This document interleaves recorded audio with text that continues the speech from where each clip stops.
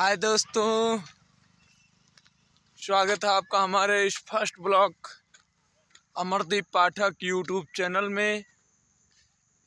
Guys, आज हम जा रहे हैं मार्केटिंग करने।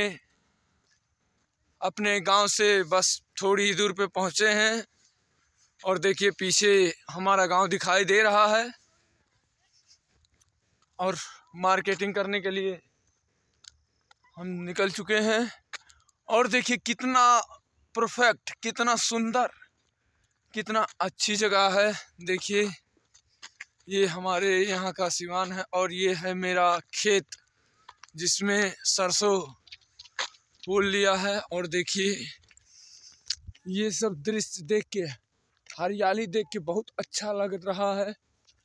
और मैं उम्मीद करता हूँ कि आप सबका प्यारा सा आशीर्वाद अपने भाई को ज़रूर देते रहें और my YouTube channel Amardeep Pathak YouTube channel को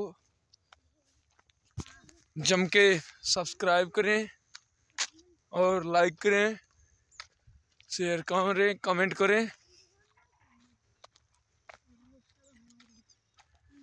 और देखिए हमारे यहाँ का मशहूर बगीचा, ये हमारे यहाँ का मशहूर बगीचा जिसका नाम है बड़की बगीचा।